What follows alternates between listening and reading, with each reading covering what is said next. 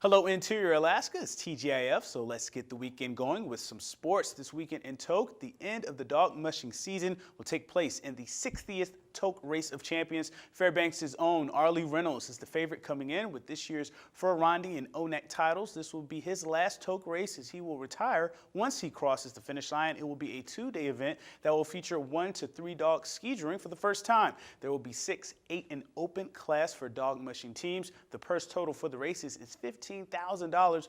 One of the dog mushing greats, Lance Mackey, is a verbal commit for this year's race.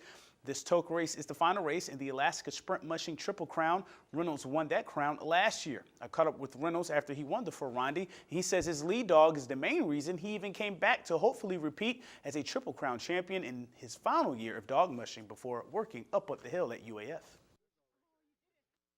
Last year we won every race we were in. It was our best year, and I thought about retiring after that year, but I have this incredible leader named Guts, and she was 6, and usually dogs don't race beyond that in sprint racing.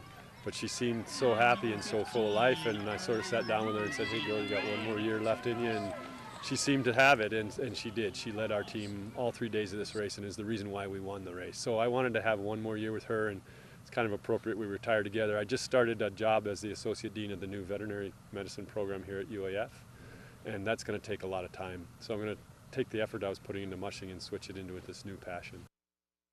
Today, the West Valley Wolfpack boys soccer team ended their 2-game road trip in Anchorage with a match against Colony, the 2013 state runner-up. The Knights prevailed, however, with a 3-1 win as the Wolfpack split their road trip. Colony scored 3 goals in the last 11 minutes of the game. Daniel Remington scored the lone goal for West Valley, they were up 1-0 with 15 minutes left, but the Knights scored with 11 minutes left, 8 minutes left, and in the final minute. West Valley made the same trip last year, losing to Colony and Wasilla 2-1 in both games. In late April, the Pack are slated to play south of the defending state champions, Service in Chugiak. The Wolfpack entered this year looking to reclaim their Mid-Alaska Conference throne. West Valley won the MAC Boys title for 6 straight years before having their championship streak snapped by the North Pole Patriots last year.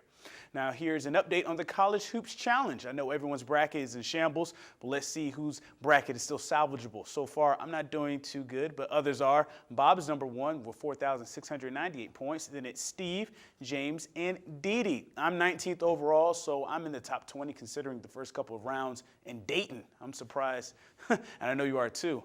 I'm surprised I'm still this high in the top 20. The local grand prize winner gets a steel lawn trimmer from the Harley-Davidson Farthest North Outpost, 2 large Papa John's pizza, and a KTVF ball cap. We'll see how the standings look after this weekend's games. Could be some upsets.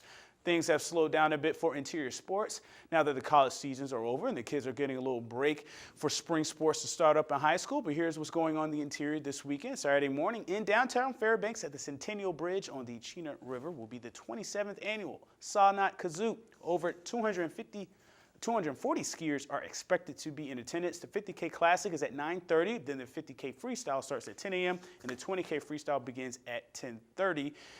Alternate starting place could be Birch Hill if the Chena is deemed unusable. In the nightcap, the Ice Dogs will look to end their season with a win going into the playoffs. They'll face the Kenai River Brown Bears in Game 2 in the season finale Saturday night at 7:30 in the Big Dipper. The Dogs will be presented with the Era Cup during Saturday's game as well. Sometimes when you have great play after great play, they have to be recognized. This week's Play of the Week is a tie, so the Plays of the Week go to Arlie Reynolds, winning this year's Open North American Championship, and Monroe's 15-2 run in their win over Grace Christian for their 3rd straight state title. Reynolds won back-to-back ONACs as part of his farewell retirement run. The Rams finished the year undefeated, 28-0, and have won 48 straight games, ending the year with a 3-peat. To pick the next Play of the Week, watch the I-5, the interior top 5 plays on Mondays during the weekend recap to see the Play of the Week candidates. And that'll do it for Sports at 6, but come back tonight for the Sports Nightcap for Ice Dogs highlights and more. Mike Schultz is next with your full weather forecast, and we'll catch you next time.